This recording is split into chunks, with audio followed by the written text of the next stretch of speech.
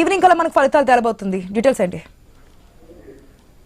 ASHA, good afternoon. మొత్తానికి తెలంగాణ గ్రామ పంచాయతీ ఎన్నికల తొలి విడత పోలింగ్ ఇక చివరి అంకానికి చేరుకుంది. ఇంకా మరి గంట సేపు మాత్రమే ఉంది. సో ఇప్పటి వరకు మనకు 12 గంటల వరకు అందినటువంటి సమాచారం ప్రకారం 52% పోలింగ్ నమోదైంది. సో మరి కాసేపట్లో ఇంకో గంట సేపు అంటే 1 గంట వరకు కూడా ఈ పోలింగ్ జరగబోతోంది. 70 నుంచి 80% వరకు కూడా పోలింగ్ నమోదయ్యేటువంటి అంచనా కనిపిస్తోంది. ఉదయం 7 గంటలకు మొదలైనటువంటి ఈ పోలింగ్ మధ్యాహ్నం 1 గంట వరకు కూడా కొనసాగుతుంది. సో ఇంకో గంట సేపట్లో గ్రామ పంచాయతీల భవితవ్యం తెలబోతోంది. గత సంవత్సరం అంటే ఇప్పటికే చాలా కాలం అయిపోయింది. బీఆర్ఎస్ పార్టీ అధికారంలో ఉన్నప్పుడే అంతకుముందు సంవత్సరం క్రితమే గ్రామ సర్పంచ్ పదవీ కాలాలు పూర్తయినా కానీ ఎన్నికలు నిర్వహించలేకపోయారు. దానికి తోడు తెలంగాణలో కాంగ్రెస్ పార్టీ అధికారంలోకి వచ్చిన తర్వాత వెంటనే గ్రామ పంచాయతీ ఎన్నికలు నిర్వహించాల్సినటువంటి నేపథ్యం ఉంటే కానీ అప్పుడున్నటువంటి పరిస్థితుల్లో గ్రామ పంచాయతీ ఎన్నికలకు పోలేరు. ఆ తర్వాత స్థానిక సంస్థల ఎన్నికలు జెడ్పీటీసీ, ఎంపీటీసీ కలిపి గ్రామ పంచాయతీ నిర్వహిస్తాం అనుకున్న 42% రిజర్వేషన్ అంశం హైకోర్టులో అటు సుప్రీంకోర్టులో ఎదురు దెబ్బ తగలడంతో ఇక పార్టీ పరంగా నిర్ణయం తీసుకుంటూ 50% లోపే బీసీలకు రిజర్వేషన్లు కల్పిస్తూ గ్రామ పంచాయతీ ఎన్నికలకు రాష్ట్ర ప్రభుత్వం ముందడుగు వేసింది. సో దీంట్లో పార్టీలకు సంబంధం లేకుండా కానీ పార్టీ తరపున అభ్యర్థులు ఉంటారు. సో ఇది ఒక అఫ్ కోర్స్ అధికారికంగా పార్టీ గుర్తుపైన ఉండరు కానీ అభ్యర్థి కేంద్రంగానే ఎన్నికలు జరిగినా కానీ సో ఇది పార్టీకి సంబంధించి ఏ అభ్యర్థులు ఎవరు ఏంటనేది ఇప్పటికే గ్రామాల్లో ఫిక్స్ అయిపోయారు. ఆయా గ్రామాల్లో పార్టీల పరంగానే ఎన్నికలు జరుగుతూ ఉన్నాయి.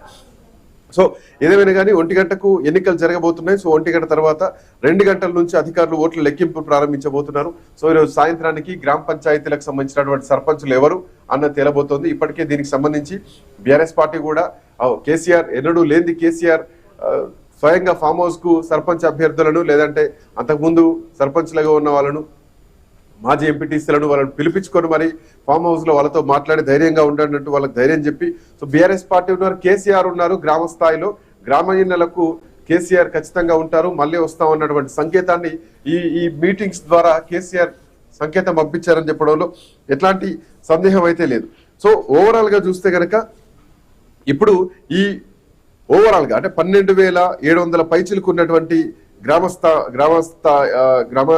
సర్పంచ్ స్థానాల్లో ఈసారి సర్పంచ్ తో పాటు వార్డు మెంబర్ల సభ్యులకు ఆల్మోస్ట్ 81,000 మంది పోటీ పడుతున్నారు, బరిలో ఉన్నారు. దాంట్లో సర్పంచ్ స్థానాలకే 13,127 మంది, వార్డు మెంబర్లకు 67,893 మంది పోటీ పడుతున్నారు. సో జిల్లాల వారీగా అభ్యర్థులకు సంబంధించినటువంటి విషయాన్ని కూడా ఇప్పటికే ఎన్నికల కమిషన్ వివరించడం జరిగింది.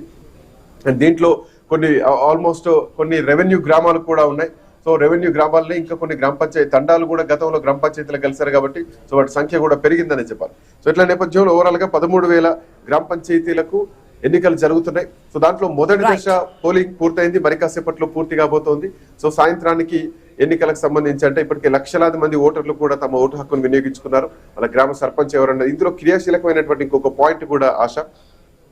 ఈసారి యువత ఎక్కువగా బరిలోకి దిగుతున్నారు. ఎందుకంటే గత అనుభవాలను దృష్టిలో పెట్టుకొని బిల్లులు రాలేదనేటువంటి కోణం ఒకటి, గ్రామ స్థాయిలో ఉన్నటువంటి సమస్యలు యువతకే సాధ్యమవుతుంది అన్నటువంటి ఉద్దేశంతో చదువుకున్న వాళ్ళు, నిరుద్యోగులు ఈసారి గ్రామ సర్పంచ్గా పోటీ చేస్తున్నారు. చాలా వరకు ఆల్మోస్ట్ ఒక 50% వరకు కూడా గ్రామ పంచాయతీల్లో యువతని బరిలోకి దిగుతున్నారు, యువత పోటీ పడుతున్నారు. ఆ గ్రామ సమస్యల్ని మేము తీరుస్తా ఉన్నటువంటి హామీలు ఇస్తూ ఒక యువ నాయకత్వం మాత్రం గ్రామ స్థాయి నుంచి పుట్టుకొస్తుందని చెప్పాలి.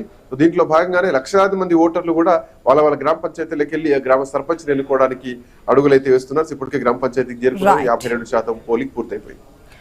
Srikanth, thanks for the update.